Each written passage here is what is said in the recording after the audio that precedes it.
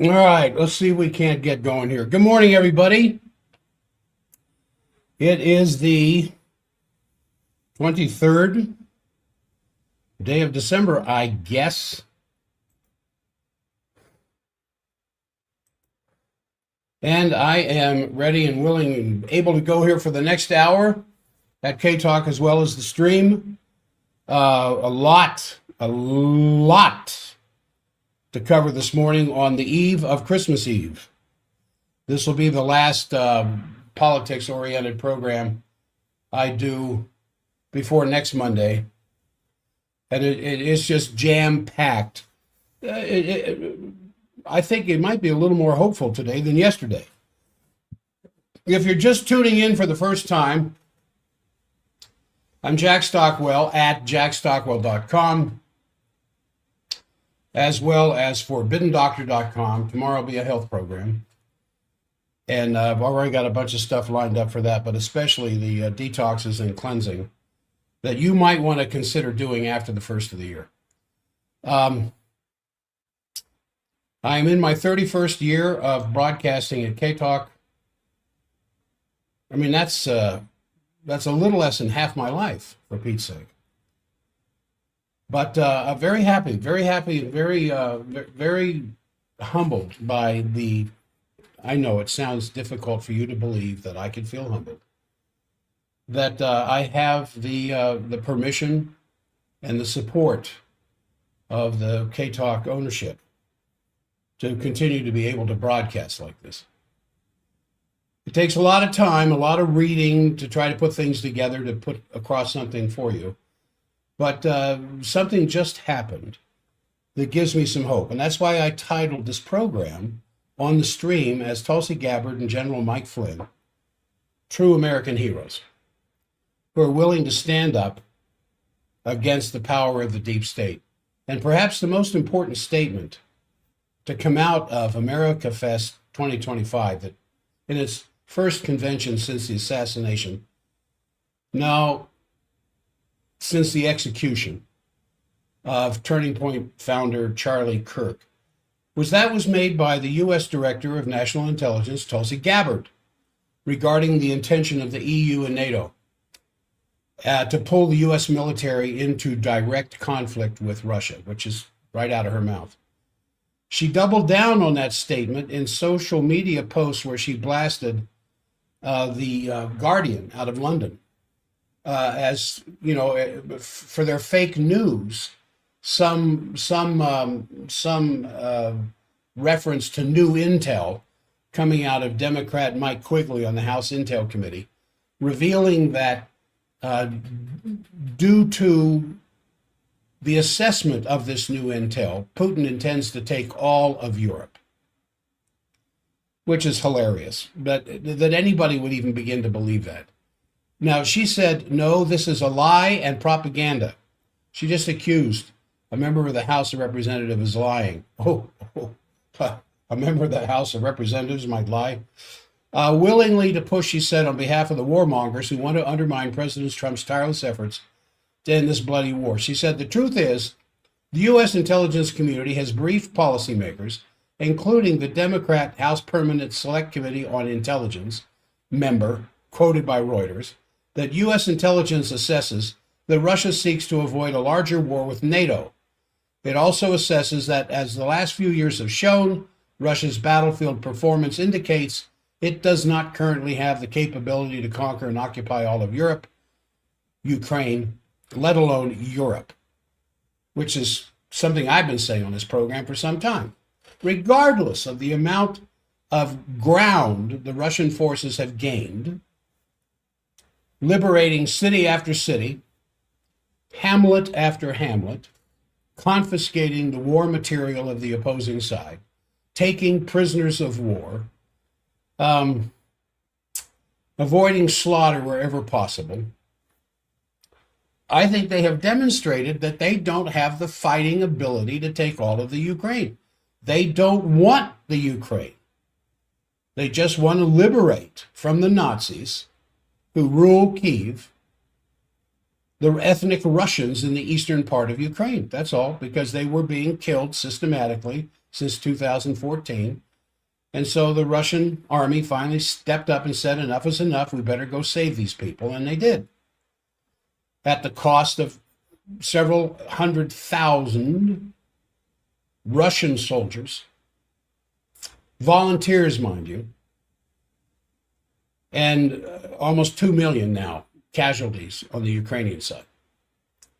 So it certainly appears as if every time Steve Witkoff or even President Trump personally engages with their Russian counterparts, like what happened in Anchorage, and an understanding begins to emerge from that, this football style huddle of the coalition of the willing comes together to move the goalpost and stop the war from ending. And this is particularly cynical on the part of the Ukrainian puppet leaders, who seem to have no regard whatsoever for the number of their own soldiers being killed daily and how much territory they're losing with every passing week on the battlefield, that the Russians are not going to give up. So my question to you, Mr. President Trump, this morning, because I know you listen to the show, do you agree with the assessment of the Director of National Intelligence? Because you haven't indicated if you do. But it is of note that she posted this message on her official accounts, as opposed to her warning of nuclear war last June that she made in a personal capacity. In the Caribbean, American lawlessness continues with the seizure of the third oil tanker, this time not on any sanctions list, mind you, and 2 more small boats being bombed, killing 5 more, bringing the death toll, the murder of 104 boatsmen so far. Yeah, it's murder. In Bethlehem, Palestine, mind you, Bethlehem, Palestine, not Bethlehem, Israel, Bethlehem, Palestine, the birthplace of Jesus, the Israeli settler violence and killings continue, despite a nominal ceasefire in Gaza, which is, of course, violated daily, with upwards of 800,000 Palestinians suffering winter rains without adequate shelter, food, or medical care. And this is not to minimize the suffering of many thousands more in the Sudan, or in the Democratic Republic of the Congo, or even in Haiti. And not surprisingly, inside our own country, millions of Americans are about to lose their already inadequate health care provided by Obama's phony Affordable Care Act. And up to 4 million Americans will have one or more utilities cut off due to a lack of payment in another week. So there is no reason for all this suffering, except we have let the traitors in Congress steer this country away from the light on the hill that Reagan talked about to what is emerging as just another, I don't know if I should go so far as to say it, prison camp. Our own mini Gaza that's beginning to form here in this country. Now, I want to go into more of what Tulsi Gabbard, because you don't hear much from her. The Director of National Intelligence, all national intelligence supposedly, allegedly, runs through her desk before it hits the president. Well, I don't believe that, but that's the way it's supposed to be. And so I want to go into more of what she said, because she put this on her official post as DNI. Russia has no intention of taking the Ukraine. The oft-repeated Russophobic truism that the West must sacrifice for all military mobilization possible in the Ukraine, because Russia is committed to conquer all of Ukraine and then they invade other parts of Europe. which I have decried, that's probably not the right word, lobbied, spoken against since the first assertion was made 3 years ago. So, as Director of National Intelligence, Tulsi Gabbard said here 3 days ago, on the occasion, it was a report by UK Reuters. UK Reuters said this, let me quote it. U.S. intelligence reports continue to warn that Russian President Vladimir Putin intends to capture all of the Ukraine and reclaim parts of Europe that belonged to the former Soviet Empire. Reuters, which at one time I had a lot of respect for, I don't anymore, any more than I do Associated or any of the national press, because they're all opted by the deep state. And so Reuters, the UK version of Reuters, published this 2 days ago, that Putin is going to capture all of the Ukraine and then parts of Europe that once belonged to the Soviet Empire, which would be Eastern Europe. And then Reuters claimed that no fewer than 6 unnamed sources, of course, as saying that U.S. intel is in sync with the views of the European leaders and intelligence agencies. I mean, this is sickening. This is absolutely sickening. Because it isn't true, for one thing. Reuters quoted Mike Quigley on the House Permanent Select Intelligence Committee. What a title. Quigley said, the intelligence has always been that Putin wants more. The Europeans are convinced of it. The Poles are absolutely convinced of it. The Baltics think they'll be first. Well, Gabbard's full response to a posting by Reuters began like this. And she posted this on her official social outlets. No, this is a lie and propaganda. At Reuters is willingly pushing on behalf of warmongers who want to undermine President Trump's tireless efforts to end this bloody war that has resulted in more than 1 million casualties on both sides. Dangerously, you are promoting this false narrative to block President Trump's peace effort and fomenting hysteria and fear among the people to get them to support the escalation of war, which is what NATO and the EU really want, in order to pull the United States military directly into war with Russia. Well, she could have included, along with NATO and EU, the military-industrial complex, because they would love, wet dream type of love, America having direct military confrontation with Russia. Then she addressed Reuters' citation of Quigley, saying this: the truth is the U.S. intelligence community has briefed policymakers, including the Democrat member quoted by Reuters, that U.S. intelligence assesses that Russia seeks to avoid a larger war with NATO. It also assesses that, as the few years have shown, Russia's battlefield performance indicates it does not currently have the capability to conquer and occupy all of Ukraine, let alone Europe. Ukraine is Ukraine, Europe.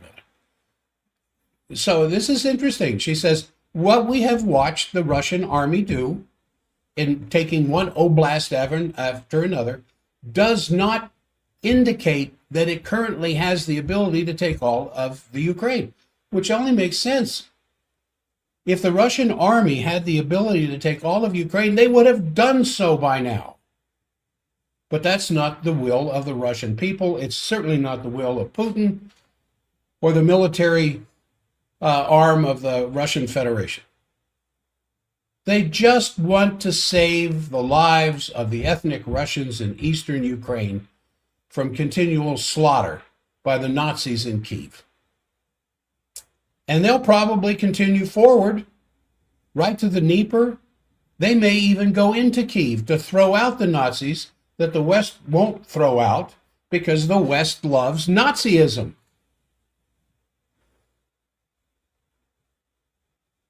Yeah, I said that. And so they're probably going to get Kharkiv, they're going to get Zaporizhia, they may even take Odessa, cutting off the Ukraine from Black Sea before this thing is over with. But it could end today. If President Trump wanted to give a great Christmas present to the American people and to the mothers of the boys, teenage boys, dressed in Ukrainian armed forces gear, about to be slaughtered today as the drones find them and blow their heads off their bodies,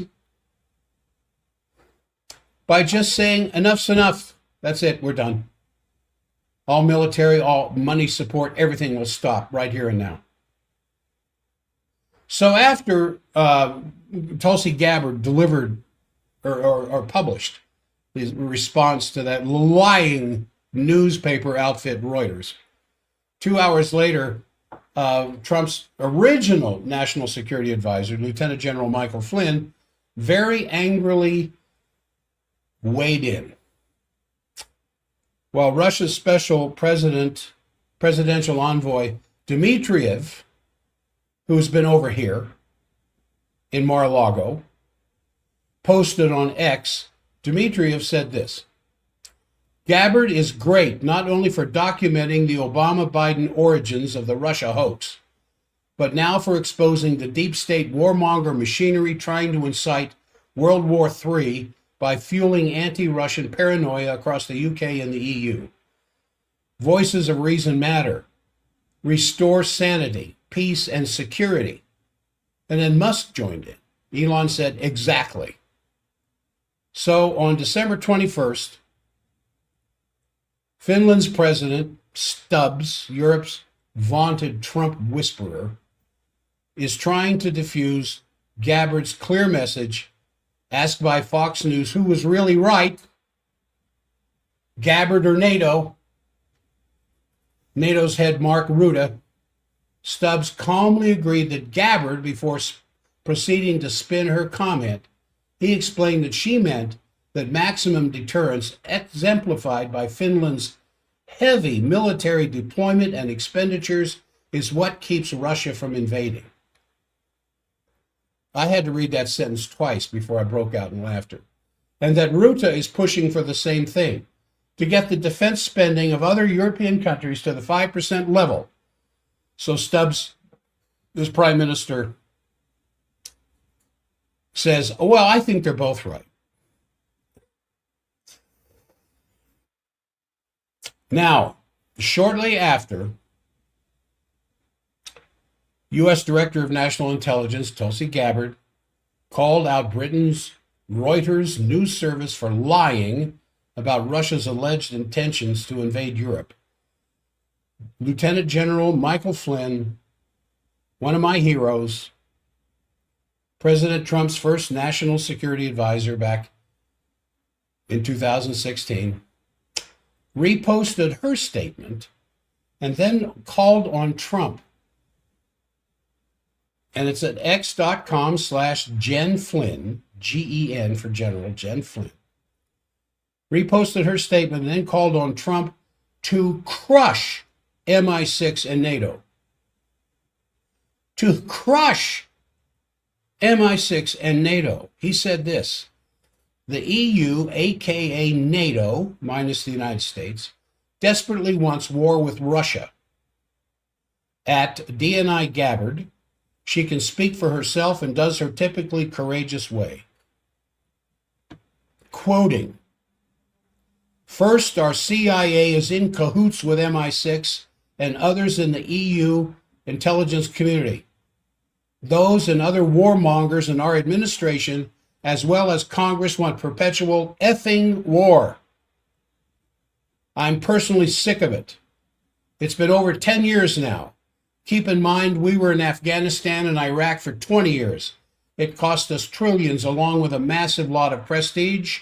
This SHIT has to stop, all in caps.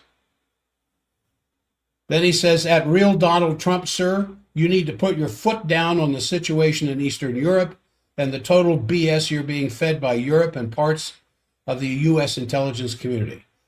Russia is pulling resources from the Far East military district and has been for some time now. Russia's ambitions and conventional capabilities are the complete opposite of what is being presented in the media that is salivating for expanding this war. Enough is enough. Well, it warms my heart that there are some people left in federal government that are worth what they're being paid.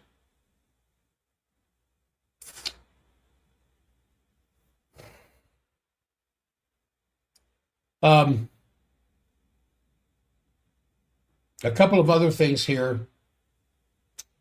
There are these two Australian academics, Dr. Richard Hill and Dr. Gideon Polya, who are claiming that the real death toll in the genocide in Gaza is greater than 680,000, some 12 to 14 times higher than the commonly accepted figures. They reveal how they established these figures in their article in Arena Online. It's English, Arena Online, Skewering History, the Odious Politics of Counting Gaza's Dead. It was published back in July of this year. And the key, according to them, is to include indirect deaths. They write, this is, I'm quoting, when deaths resulting from imposed deprivation, indirect deaths, are factored into the mortality data, the total figures will be higher than those from only violent deaths, like when they shoot children in the head. Eminent epidemiologist Professor Devi Sridhar, chair of Global Health, University of Edinburgh, I'm still quoting from The Guardian, a conservative estimate of 4 indirect deaths per 1 direct death. So for every 1 person shot in the head by the IDF, I'm talking about women and children here, I'm not talking about Hamas. There are 4 indirect deaths: starvation, freezing to death, inability to get medical care, standing in a building that is residential, and then it's hit by a 3,000-pound bomb, pump, pump, pump, pump, as the pancaking floors of cement fall down on one another and squish the living life out of you. That kind of stuff. Assuming that deaths from deprivation were 4 times the violent deaths, then the 136,000 violent deaths after 15 and a half months of killing, and this was as of 25th of April, 2025, would imply 544,000 Gaza deaths from imposed deprivation, and that the total Gazan death toll would accordingly be 136,000 violent deaths plus 544,000 from imposed deprivation, leading to a staggering total of 680,000 deaths by 25 April 2025. Most of these victims, as indicated in earlier counts by the Ministry of Health, are women and children. The quote continues, shocking in its enormity. The figure of 680,000 is derived from calculations based on other conflicts around the world. The RefWord Global Law and Policy Database has found, and this is in the, I'm quoting the article, that the ratio of indirect deaths, non-violent deaths from imposed deprivation, to direct deaths, violent deaths, ranges from about 2 to 16 in a variety of wars in recent decades. Indeed, estimates of violent deaths and non-violent deaths from deprivation drawn from UN Population Division data reveal direct deaths in the Iraq War of 1.5 million and indirect deaths of 1.2 million, yielding a total of around 2.7 million. Well, of those indirect deaths of 1.2 million in Iraq, we know 500 million of them were children, when all antibiotics, drugs, medical care was cut off to the Iraqi population right after the war, and these 500 children died from sickness. The ratio of direct deaths, indirect deaths in the Afghan war was estimated to be 4.4 million direct to 6.4 million indirect, 16 times as much. And so the estimate of 680,000 Gazan deaths is about 12 to 14 times greater than the death toll of 55,000 presently reported by nearly all Western mainstream media. You know, sometimes I wonder why I even continue to do this. I'm not feeling sorry for myself. I just sometimes wonder why I continue to do this. As I just see, well, I kind of want to do a kind of an update more than I've already done here, to try to put things in perspective. Because of all these extremely fascinating, really revolutionary developments taking place, one thing that gives me hope going into Christmas is Tulsi Gabbard. Because just this one step that she said would be all that's required to end this whole charade. And what she said attacking Reuters, that U.S. intelligence shows that Putin's territorial ambitions remain unchanged, that this is a threat to the efforts to get the peace agreement in the Ukraine settled. She came right out and said, Reuters is lying and spreading propaganda on behalf of the warmongers who want to undermine President Trump's efforts to end this bloody war. That, combined with the fact that President Trump is getting some very bad advice from some of his closest advisors, that you end up very dangerously promoting this false narrative that Ukraine is just the current target of the Russian Federation, that Putin is truly a communist at heart, where there's no evidence of that whatsoever, and that he wants to reestablish the old Soviet empire. That is the thinking of simple minds. No, let me rephrase that. That is the thinking of idiots who refuse to examine the truth. Idiots. Now, what she said was pretty straightforward. And that is, if President Trump would pick up on what Tulsi Gabbard said, I think it could actually blow to smithereens this entire European Union narrative. I mean, already as it is, it's a pretty big thing for the U.S. Director of National Intelligence to say that Europe is doing the most it can, these aren't her words, I'm exaggerating, to drag the United States into a face-to-face war with Russia.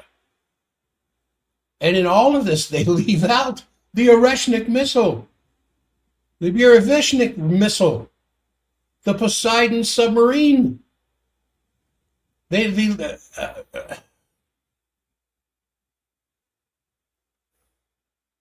Just like they're leaving out the taking of a Chinese oil tanker in the Caribbean, and they're going after a third one, and the third one now has Venezuelan Navy protecting it when bullets could be firing at any minute. And the Chinese have hypersonic missiles that could take out the Gerald Ford in seconds with no defense. This is what this is. This is where we're sitting, leading into the Christmas holiday. And then for General Flynn to call on Trump to crush MI6, and the EU saying that the CIA is in cahoots with him. He says the EU, all of NATO minus the United States, not all of NATO, Bulgaria and Hungary, they don't want war with Russia. But the rest of them seem to desperately want it. And then to say that our own CIA is in cahoots with MI6.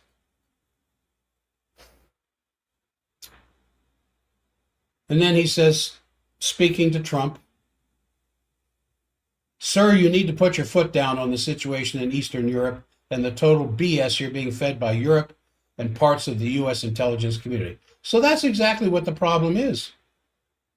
I mean, obviously, that's all that's needed to stop this charade. President Trump needs to put his foot down. I don't care if it's his right foot or his left foot. He's got two of them. Put one of them down. I mean, the only reason why certain European politicians and media can keep this crap up is because there's still enough ambiguity left. But at least it's a major step forward. Tulsi Gabbard also said that the U.S. intelligence assessment that the U.S. is seeking to avoid a war with Russia is not preparing for one, is just exactly the opposite of what the CIA, MI6, the European and NATO press is saying. So who are you going to believe? The Director of National Intelligence, where all intelligence flows through her desk, theoretically, before it hits the president, or what the European Union and NATO are saying when they're out there stopping social programs in their countries to raise enough money to buy enough missiles from Raytheon to continue bombardment in Russia.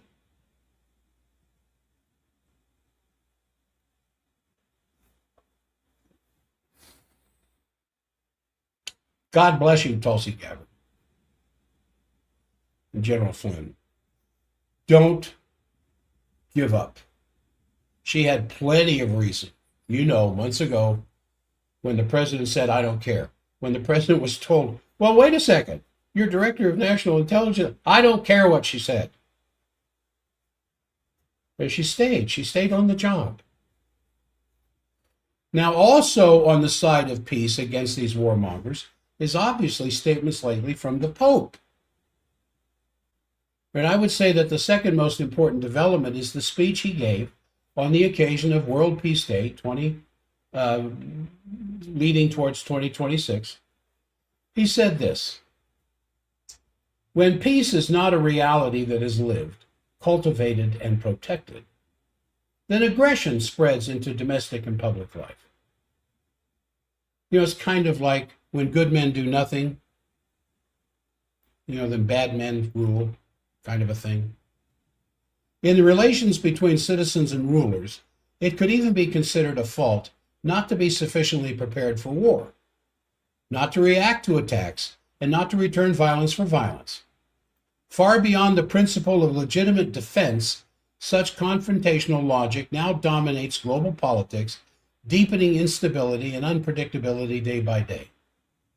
It is no coincidence that repeated calls to increase military spending and the choices that follow are presented by many government leaders as a justified response to external threats.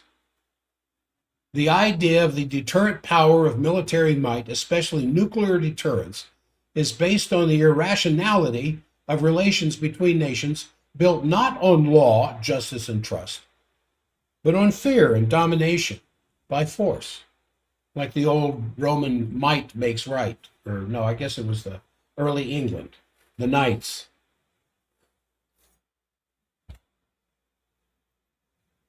Might makes right. He said, rather than fostering a culture of memory that preserves the hard-won awareness of the 20th century and millions of victims, we now see communication campaigns and educational programs at schools, university, and in the media that spread a perception of threats and promote only an armed notion of defense and security. Two important flanks, the Tulsi Gabbard flank and the Pope, because that is what potentially can be a lever or the moral force that can actually stop this war hysteria. And then on the discussions in Miami over this last weekend with Witkoff and Kushner, two real estate people who stand to make billions more in the Gaza, meeting with Dmitriev, characterized their discussions as constructive.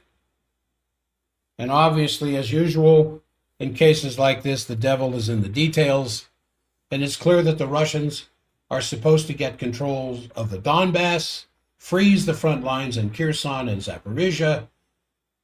But as I said, the devil is in the details, because while the West is wasting time in propaganda and ongoing insane craziness.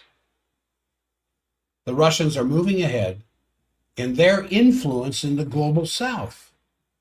The Russians' efforts to bring peace and stability isn't just on the battlefield in the Ukraine. Lavrov said this: African states possess immense economic and human potential and are playing an increasingly significant role in global politics. The continent is rapidly establishing itself as one of the key centers of the emerging multipolar world order, and the Russian Federation places great importance on developing friendly, fully equal, and mutually beneficial relations with all of the African partners. Now, I consider him the greatest statesman on the face of the earth right now, the foreign minister of Russia. And for him to be saying this on one side, and the European leaders and press on the other side, the Russians are coming, the Russians are coming.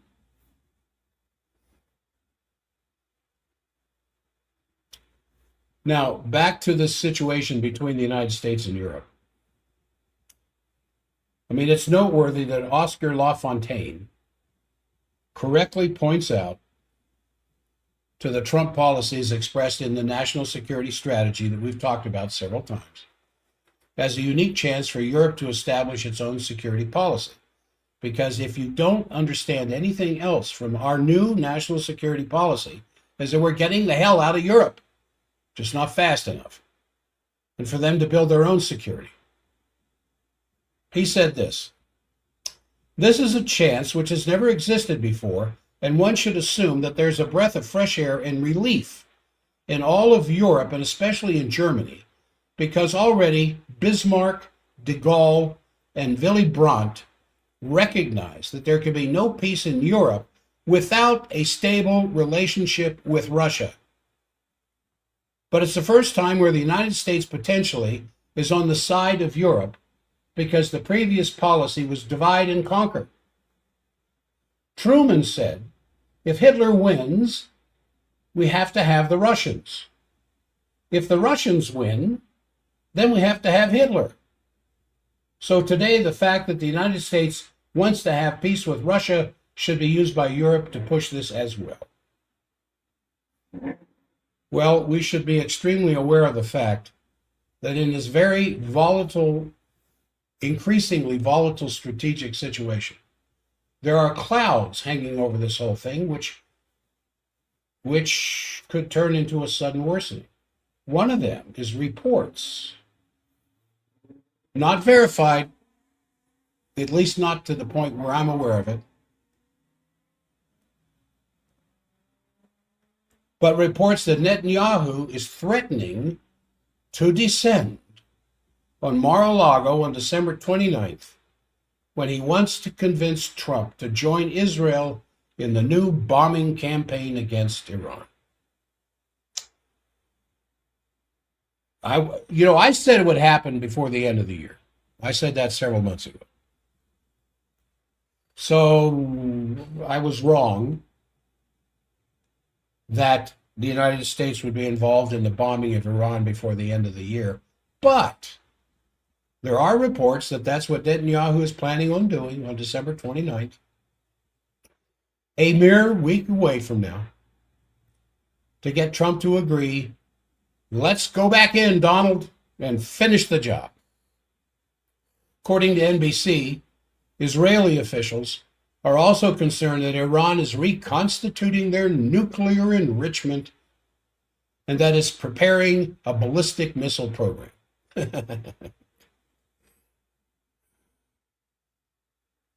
Well, why wouldn't they? Why wouldn't they? The way they've been treated by Israel, the way they've been treated by the United States, the support they're getting from Russia and China, why wouldn't they? So according to Yedioth Ahronoth out of Israel, Iran is obsessed with developing a fourth-generation nuclear weapon. So in any case, I think we should assume that Netanyahu will use his visit to gain some support from Trump, like he had back in June to support such a campaign. Where President Trump, after it was over with, we have utterly annihilated them. Well, why would we have to go back in then? On the other side, for whatever reason, we have not yet identified clearly. Marco Rubio, in an unusually realistic statement in respect to China, said this. At the end of the quote, at the end of the day, China is and will continue to be a rich and powerful country and a factor in geopolitics. We have to have relations with them.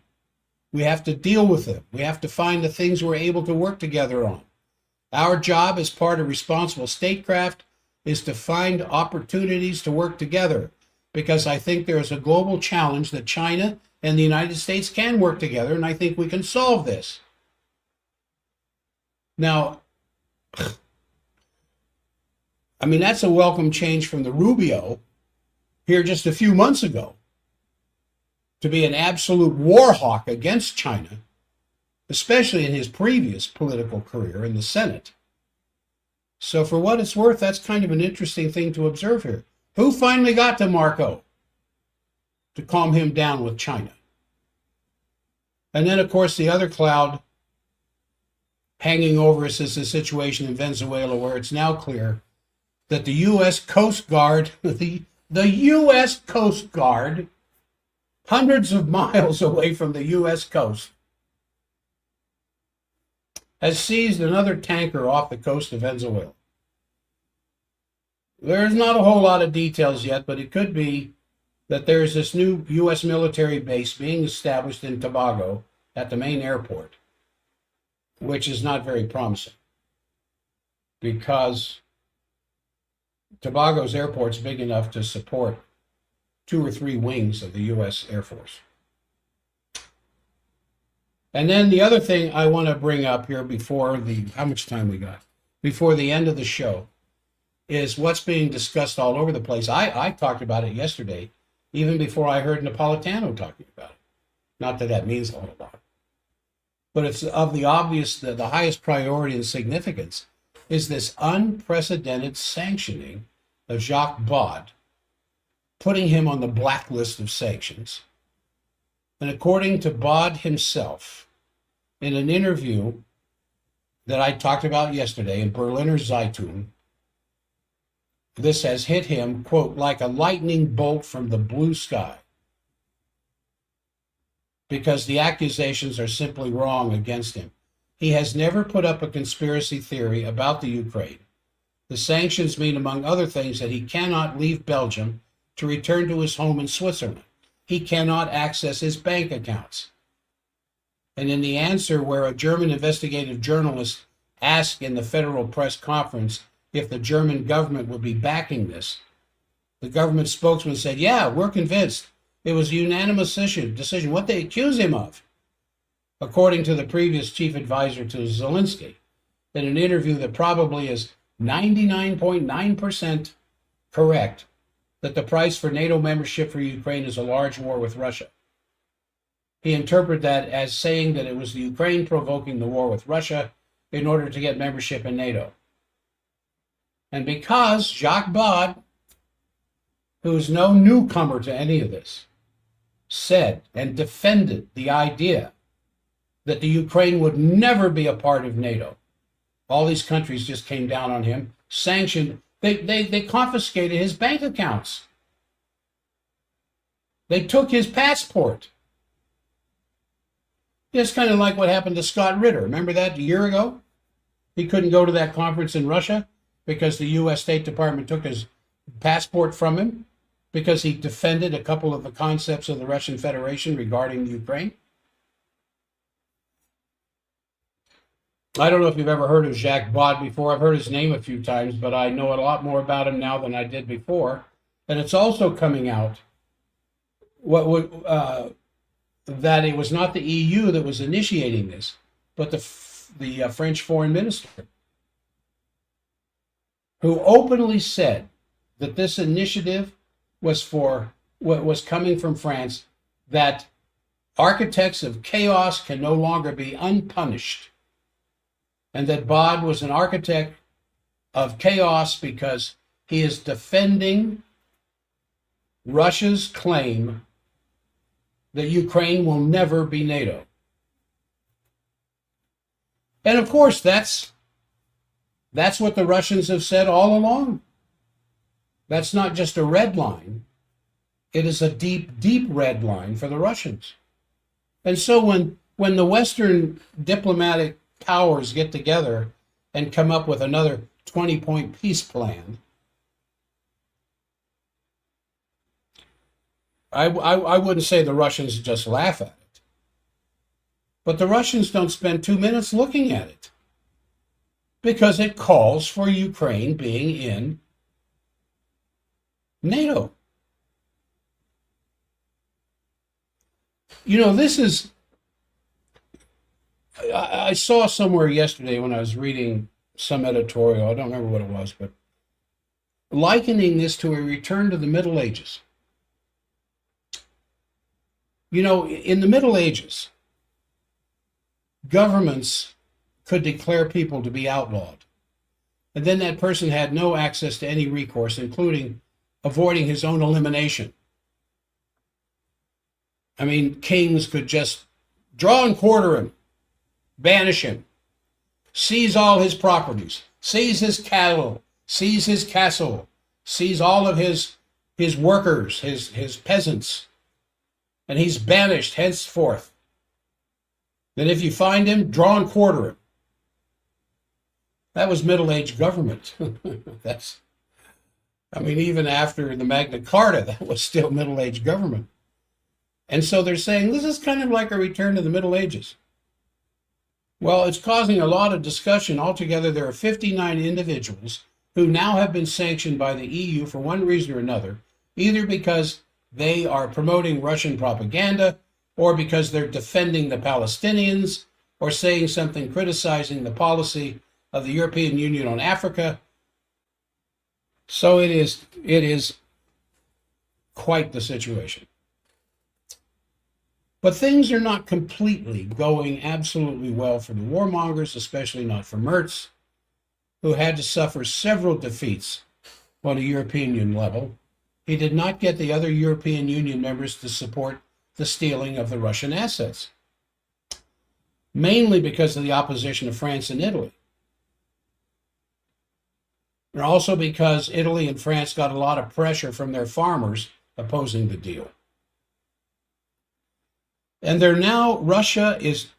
Germany is now going into an unbelievable level of rearmament, where Germany is going to spend another 50 billion euros in armament investment. And they have made a new law allowing the Foreign Intelligence Service, the BND, to conduct sabotage abroad. So there's quite a picture emerging here. This repression is not only against journalists, but against German pupils. There was this case in Freiburg where a 15-year-old pupil was condemned to 15 involuntary work hours because after a youth officer from the Bundeswehr went to his school in February of 2025, this pupil put out on social media 2 picture montages in which it portrayed that in the case of the war, these German youth being dragged into the German army would be cannon fodder on the Eastern Front. That's not free speech. 15 years old, campaigning against the Bundeswehr criminals. All right, I take back criminals. Agents trying to reestablish the draft in Germany, going into high schools, offering these kids money right out of high school graduation if they go directly into the German army. And so this 15-year-old says, hey, wait a second. They're just going to end up as cannon fodder on the Eastern Front. Even that's not tolerated anymore. You can't criticize this stuff. It's unbelievable that they are now going after high school students who think they have the freedom of speech inside of Germany. This is very serious. There's no more separation of powers in Europe. And there's some journalists who try to make fun of it.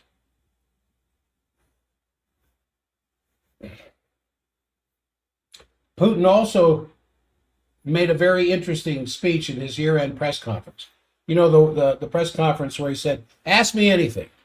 You can ask me anything you want. But it go on 4 hours or something like that. And he again demanded devising a new security framework for all of Europe. And he said, this is quote, there was a time before the dissolution of the Soviet Union when there were smart people in Europe, including the leaders of Germany's SDP. Take Egon Bahr, an accomplished politician. He went so far as to suggest establishing a new security system in Europe without expanding NATO. Instead, it would have included the United States, Eastern European countries, and Russia, in order to ensure inclusivity without placing anyone in a tight spot. And Putin said, I think this is very interesting. And he kept mentioning it. And he's now mentioned it several times at different occasions and conferences together with Xi Jinping's Global Governance Initiative. And it's definitely going in the same direction as what needs to be done to bring some sensibility to this. But Merz is quickly losing his popularity. There was a poll made on demand by Bild Zeitung asking how would people vote in a hypothetical direct election of the chancellor, which doesn't exist. The people can't do that in Germany. It's not a part of their law, at least not according to German election law. But nevertheless, it was a good question. And the relative majority said they wanted Molly Seidel, an Olympic marathon runner. 26% wanted her for chancellor, and only 20% wanted Merz. You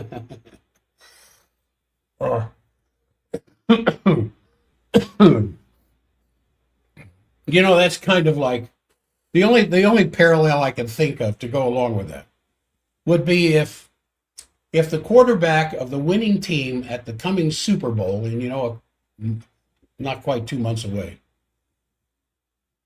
would become the president of the United States. I mean, could he be any worse? Well, yes, of course he could, if he doesn't have his finger on the pulse of international politics. So, you know, and then unfortunately, I have to report the killing in Gaza is continuing.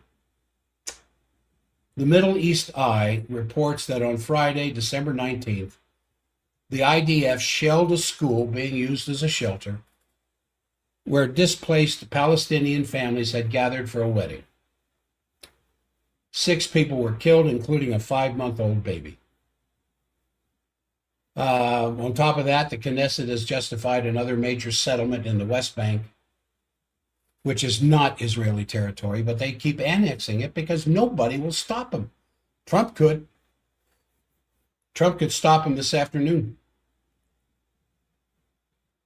But he's all a part of it himself, unfortunately. So this tragically continues on. I think these probably are the most important developments. I would really like to emphasize that the 2 breaks in this situation are what Tulsi Gabbard said, because this is going to be heard by a lot of people in Europe. And it's exactly what happened. When Trump got elected, the Europeans, it turned out, were not vassals of the United States. They found out that deeper than that, they're vassals of the deep state apparatus, which is exactly what Tulsi Gabbard is identifying as being in cahoots with the warmongering, especially MI6 and the CIA. And this is an important thing.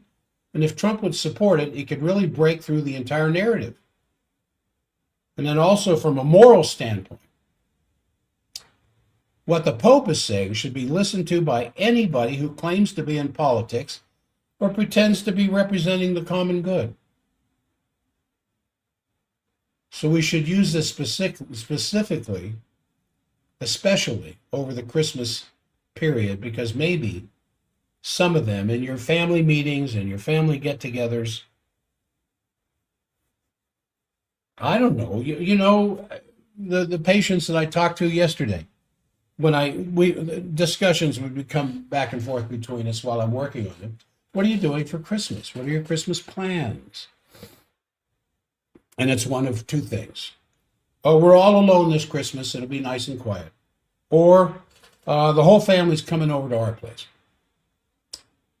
And I wonder if the whole family was coming over to your place and you were to ask the question, and you probably, it would take some guts to do it. Who here knows who Tulsi Gabbard is? I wonder how many would. Now, I'm not being cynical and I'm not trying to be negative. Ask them who President Trump's first national security advisor was in his first administration. And see how many of them would mention General Flynn. Now, I'm only bringing up Tulsi Gabbard and General Flynn because of what Tulsi Gabbard just got through saying about the Reuters article that Russia's getting ready to take over all of Europe. And she said this is an absolute lie and propaganda. And then Flynn comes out as much more remarkable in the things that he said and the language he used, finishing off by saying enough is enough. One fellow who I think might be listening to the show, we were talking, and I said, what are you going to do with your family on Christmas Eve? Luke chapter 2? Because we used to do it when the kids were small. And I have no problem with that. But can you do that as though it was just some token act on that it was more tradition than it was some meaningful effort to get to the heart of the matter? That the God of all creation, the God of the universe, the very eternal Father of heaven and earth, as the scripture says, made flesh for us.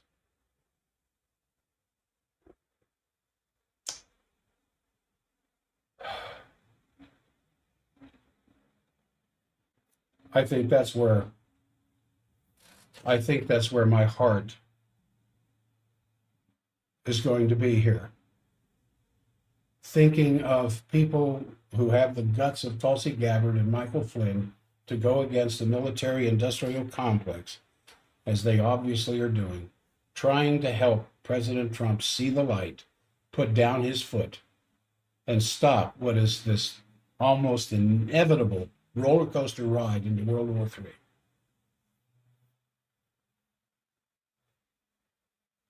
And concentrating on the ultimate, me thinking about and devoting some meditative time on my part to the ultimate sacrifice of the God of the universe for our behalf.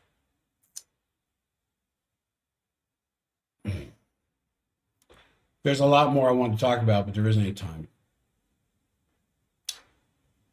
But I will get into that tomorrow in the stuff that is relating to health and healing. Because despite all the turmoil and all of the things that seem to be working against the good of mankind, there are still several dynamics out there that can yet play a very vital role in bringing some peace and stability back to this planet. So I'm going to stop the K-Talk recording right there so I can save that. Lowell, as far as I know, Lowell, you are ready to go. I don't know if you're ready to tune up the program immediately, but, who's this fellow talking about Santa's letter? I'm going to play what was playing before my show You take control of it from there, Lowell, and do what you need to do. Merry Christmas to all of you.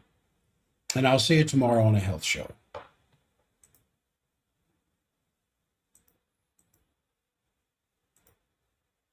And to the streamers, again, I appreciate the fact that you are a part of today's program.